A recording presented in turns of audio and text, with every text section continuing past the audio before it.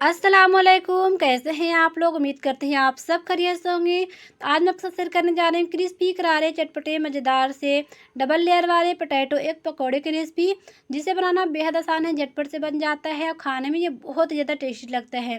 तो Ramzan special recipe share करने जा रही हूँ, तो इसे ज़रूर से ट्राई कीजिएगा। तो यहाँ पर मैंने 5 मीडियम साइज़ के आलू ले लिए हैं डबल लेयर वाले पोटैटो एग पकौड़े बनाने के लिए। और आलू को हमने छील कर रख लिया है पानी में, ताकि आलू हमारे काला ना पड़े। अब हमें आलू को कटिंग कर लेना है। तो यहाँ पर मैंने एक नाइफ़ ले लिया है। अब नाइफ़ के हेल्प से इसे हमें पतले-पतले इस तरीके से कटिंग कर लेना है आलू को। जिस तरीके से हम चिप्स कटिंग करते हैं, बिल्कुल उसी तरीके से हमें कटिंग कर लेना है आलू को। ना पतले-पतले काटना है, मोटा-मोटा हमें बिल्कुल भी नहीं काटना है। और आपके नाइफ़ से नहीं काटने आता है, तो आप यहाँ पर कद्दूकस करने से काट सकते हैं। जिस तरीके से हम चिप्स काटते हैं, बिल्कुल उसी तरीके से कद्दूकस करने वाले से आप काट लीजिएगा, अगर आपसे पतले-पतले नहीं काटते हैं नाइफ़ से तो। तो यहाँ बस मैंने पतले-पतले काट लिया है आलूओं को चिप्स की तरह, देख सकते हैं। मैं आपको पास से दिखा रही हूँ, बिल्कुल इसी तरीके से हमें आलू को कटिंग कर लेना है और काट के इसे हमें पानी में रख लेना है, ताकि हमारे आलू काला ना पड़े। तब हम आलू को साइड पे रखते हैं। अब यहाँ बस मैंने बॉयल किए हुए 5 अंडे ले लिए हैं। अब हमें अंडों को भी कटिंग कर लेना है। तो एक नाइफ़ ले लेंगे। अब नाइफ़ के हेल्प से इसे भी हम गोल-गोल इस तरीके से पतले-पतले काट कर रख लेंगे। एक अंडे में से मैं यहाँ पर 4 कटिंग करूँगी। तो यहाँ बस मैंने 4 हिस्सों में डिवाइड कर देना है एक अंडे को, और आराम-आराम से काटना है इस तरीके से, ताकि हमारे जो अंडे हैं बिल्कुल भी टूटे नहीं। इस तरीके से काट कर एक प्लेट में रखते जाएँगे अंडों को। सभी अंडों को हम इसी तरीके से काट लेंगे। तो ये बहुत ज़्यादा टेस्टी बनते हैं फ्रेंड, तो इसे इफ्तार में बनाकर खा सकते हैं। ये बहुत ज़्यादा टेस्टी बनते हैं, तो आप इसे ज़रूर ट्राई कीजिएगा। मैंने इसे दूसरे रमज़ान के दिन बनाया है इफ्तार में, सभी को ये बहुत पसंद आया था। इतना पसंद आया कि सभी ने दोबारा बनाने की डिमांड की है। तो आप भी इसे ज़रूर ट्राई कीजिएगा, ये बहुत ही टेस्टी बनती है, तो आपको बहुत पसंद आएगा। तो मैंने आपको पास से दिखाया, देख सकते हैं। इसी तरीके से भी सारे अंडों को कटिंग कर लेना है। मैंने यहाँ पर 5 अंडा लिया था, तो पाँचों अंडों को कटिंग कर लिया है। आप अंडे अपने हिसाब से कम ज़्यादा कर सकते हैं। तो लीजिए, मैंने यहाँ पर सारे अंडों को कटिंग कर लिया।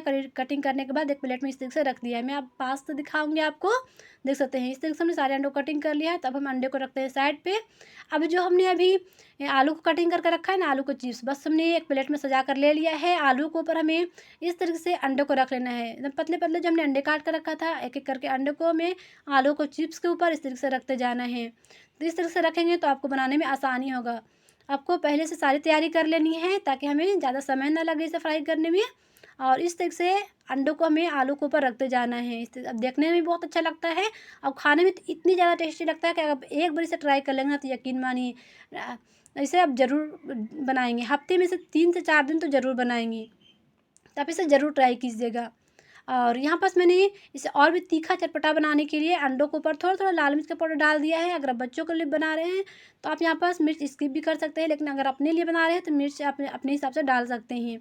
और इसमें थोड़ा-थोड़ा काली मिर्च का पाउडर ऐड कर रहे हैं, इस तरीके से सारे अंडों के ऊपर, ताकि ये फीका ना लगे और भी तीखा चटपटा बने। अब इसके ऊपर हम थोड़ा-थोड़ा काला नमक डालेंगे। बहुत ज़्यादा नहीं डालना है, बस थोड़ा-थोड़ा ही डालना है, ताकि अंदर से फीका ना लगे। तो इस तरीके से सारे अंडों के ऊपर थोड़ा-थोड़ा हम काला नमक डालते हैं। तो लीजिए, यहाँ पास मैंने लाल मिर्च का पाउडर, काली मिर्च का पाउडर, थोड़ा-सा हमने नमक डाल दिया है, काला नमक। और अब हमें अंडों को कवर कर देना है। तो यहाँ पास मैंने आलू को चिप्स लिया है और अंडों को ऊपर रख देना है। तो इस तरीके से ऊपर-नीचे करते हुए हमें अंडों को कवर कर लेना है। एक हमने अंडे को नीचे चिप्स रखा है आलू का, और एक हमने अंडों को ऊपर रखा है आलू को चिप्स। तो इस तरह से वो रखना है और रखकर अंडों को कवर कर देना है। जब हम फ्राई करें, तो हमें बहुत ही आसानी से हमारा काम जल्दी से हो जाए, बिल्कुल भी समय ना लगे, इसलिए हम ये सारी तैयारी कर लेते हैं। तो लीजिए, यहाँ पास मैंने अंडों को कवर कर दिया। इसी तरीके से सारे अंडों और आलू को हमने रेडी कर लिया है। अब मैं आपको पास से दिखाऊँगी, इस तरीके से हमें अंडों को रेडी करके रखना है, आलू अंडे को। अब हम इसे रखते हैं साइड पे। अब हम आगे की तैयारी कर लेते हैं फटाफट से। तो आगे की तैयारी करने के लिए मैंने यहाँ पास एक मिक्सिंग बाउल ले लिया है। अब इसमें हम 1 कटोरी बेसन डाल देंगे। अब बेसन अपने हिसाब से लीजिएगा, जितना आप इस रेसिपी को बनाना चाहते हैं उस हिसाब से बेसन लीजिएगा। अब हमें बेसन में कुछ मसाले ऐड करने हैं। तो मसाले में हमने 1 चम्मच आमचूर का पाउडर डाल दिया है। इससे हमारे रेसिपी और भी ज़्यादा टेस्टी बनती है। तो अब यहाँ पास मैं आधा छोटा चम्मच तीखी वाली लाल मिर्च का पाउडर ऐड कर रही हूँ। मिर्च अपने हिसाब से कम ज़्यादा कर सकते हैं, जितना आप मिर्च खाते हैं।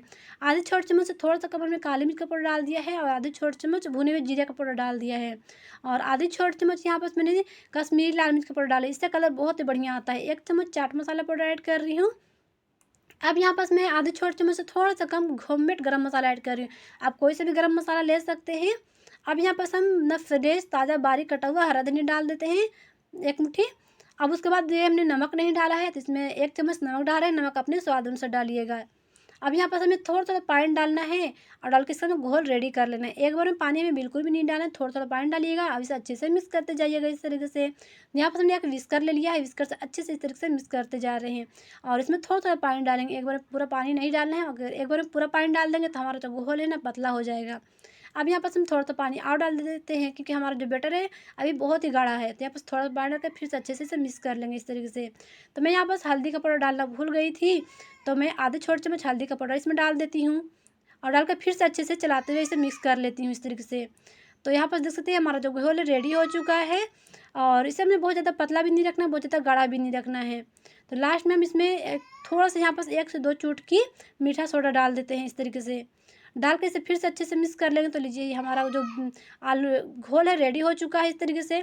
इसे हमने बहुत ज़्यादा पतला भी नहीं रखा है, बहुत ज़्यादा गाढ़ा भी नहीं रखा है। ये हमारा घोल रेडी हो चुका है। तो अब हमें इसे से रखते हैं साइड पे, आगे की तैयारी कर लेते हैं। तो गैस पे हमने पैन में रख दिया है ऑयल गर्म होने के लिए। ऑयल हमारा बहुत अच्छे से गर्म हो गया है। अब एक-एक करके पकौड़ों को हाथ में उठाएँगे और बेसन के घोल में डिप करेंगे इस तरीके से और गरम-गरम ऑयल में डालते जाना है। जब ऑयल गर्म हो जाए तो गैस को मीडियम पे रखिएगा और मीडियम आँच पे इसे फ्राई कर लेना है। फिर से हम एक पकौड़े हाथ में उठाएँगे और बेसन के घोल में इसे डिप करेंगे और इसे पैन में डालते जाना है। इस तरीके से सारे पकौड़ों को हम पैन में डालते जाएँगे और जितना पैन में आएगा उतना ही डालना है, बहुत ज़्यादा में नहीं डालना है। इस तरीके से एक-एक करके सारे पकौड़ों को हम डाल देंगे। तो लीजिए यहाँ पास मैंने जितना पैन में आया उतना हमने डाल दिया है। डाल कर इसे 1.5 से 2 मिनट एक साइड से हमें फ्राई करना है। उससे पहले हमें चम्मच बिल्कुल भी नहीं लगाना है। तो 1.5 मिनट से 2 मिनट हो चुके हैं। अब इसे हम पलट लेते हैं एक चम्मच से। इस तरीके से आराम-आराम से पलटना है ताकि जो हमारे पकौड़े हैं बिल्कुल भी टूटे नहीं। तो इस तरीके से आराम-आराम से पलट लीजिएगा ताकि दूसरी साइड से भी अच्छे से ये फ्राई हो जाए। तो पकौड़ों को हमें मीडियम से हाई के बीच में उलट-पलट करते हुए एकदम क्रिस्पी होने तक फ्राई कर लेना है इस तरीके से। तो हम दूसरी साइड से भी पलट देते हैं ताकि दूसरी साइड से भी बहुत अच्छे से फ्राई हो जाए, बिल्कुल भी कच्चा ना रहे। तो लीजिए अब इसे दूसरी साइड से भी 1.5 मिनट के लिए हमें फ्राई कर लेना है। तो 1.5 से 2 मिनट हो चुके हैं। अब हम दूसरी साइड से भी पलट लेते हैं।